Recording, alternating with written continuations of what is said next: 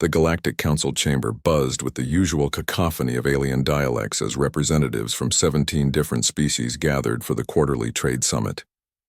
Hannah stood near the viewing port, her small frame barely reaching the shoulder joints of most delegates present. At 5'4", she was accustomed to being the smallest sentient in any room. "Look at the tiny human," chittered Zexthor, a mantis-like Krillaxian whose compound eyes gleamed with amusement. "How does such a fragile species manage space travel without being crushed by their own gravitational compensators?" Ripples of laughter echoed through the chamber. Hannah's expression remained neutral, though her jaw tightened imperceptibly. 3 years as Earth's junior trade representative had taught her patience. "The human is structurally inefficient," added Gormak, a hulking Thorvusian whose species averaged 9 feet in height. Soft skin, no natural armor, pathetic sensory range. "It's remarkable they survived their own planet's ecosystem." Evan, Hannah's colleague and the senior human representative, placed a calming hand on her shoulder. At 6 feet tall, he was still considered diminutive by galactic standards, but his easy smile never wavered in the face of mockery. "Shall we proceed with the agenda?" Evan suggested diplomatically. The meeting progressed with the usual tedium of trade negotiations until an alarm suddenly pierced the air. Red emergency lights bathed the chamber in crimson as the station's AI announced, "Breach detected. Sector 7, unknown biological entity. All personnel evacuate immediately." Panic erupted.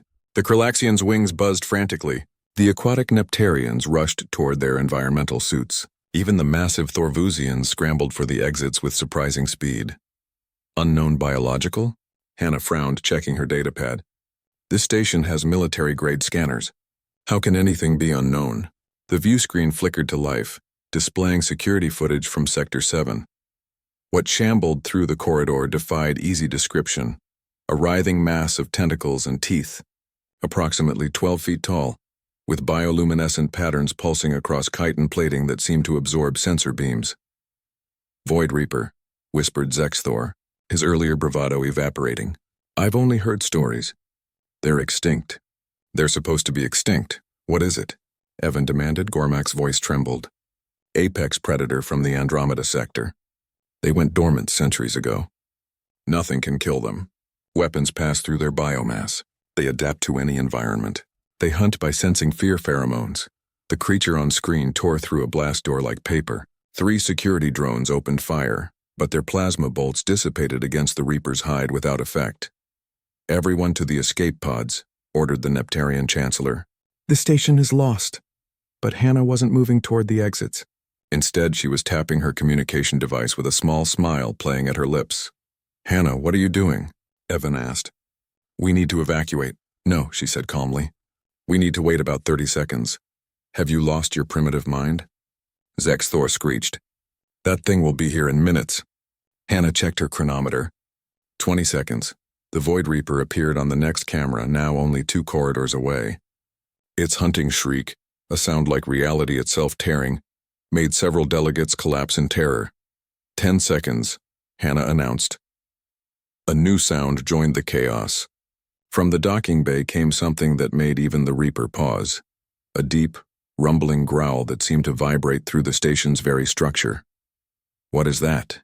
Gormak asked. "That," Hannah said proudly, "is Max." The creature that bounded into view on the security feed made every alien in the room take an involuntary step backward. 400 pounds of orange and black stripes, rippling muscle, and predatory grace. The Bengal tiger moved with fluid purpose, amber eyes locked on the Void Reaper with singular focus. "Your pet?" Zexthor stammered. "You brought your pet to a space station?" "Earth's apex predator," Evan said, unable to suppress his grin. "Terrestrial, sure, but apex nonetheless." The Void Reaper, sensing a challenger, turned its full attention to Max. For a moment, the two predators sized each other up. Then the Reaper lunged with impossible speed. Max was faster. What followed wasn't a fight. It was a lesson in evolutionary efficiency. While the Void Reaper had evolved to hunt species with energy weapons and defensive shields, Max's ancestors had spent millions of years perfecting the art of killing with nothing but fang and claw. The tiger's jaws found the Reaper's central nerve cluster with surgical precision. 4-inch canines piercing chitin that had shrugged off plasma fire. The Reaper's shriek changed pitch, from hunting cry to death rattle. 3 minutes later, Max sat calmly grooming himself, the Void Reaper's corpse cooling at his feet. The tiger yawned, displaying the teeth that had just accomplished what galactic military forces had deemed impossible. Hannah pulled a small container from her pocket and walked calmly to the sector entrance, which now stood open. "Good boy, Max. Come here, baby."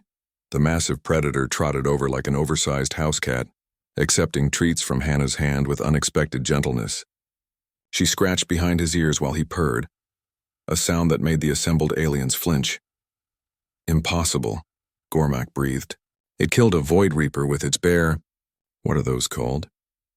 "Paws," Hannah supplied. "And yes, this is what happens when you evolve on a planet where everything is trying to eat you." Evan stepped forward, addressing the council. "Earth wasn't a gentle nursery for humanity's evolution.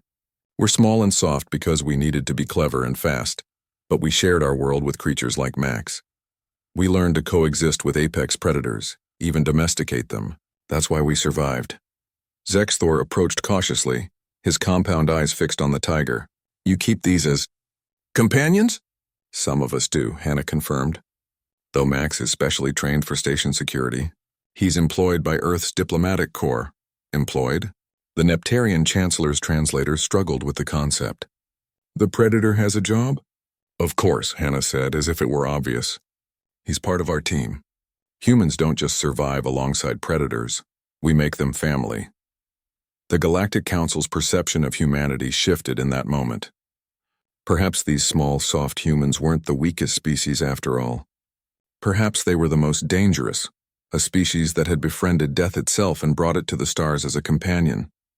As the delegates filed out, still casting nervous glances at Max, Gormak paused beside Hannah. "I apologize," he said quietly, "for my earlier comments about human fragility." Hannah smiled, one hand resting on Max's massive head. "Apology accepted. Just remember, we're small because we didn't need to be big. We had friends for that." The tiger yawned again, and the galaxy's second-largest warrior species hurried away just a little faster than dignity allowed.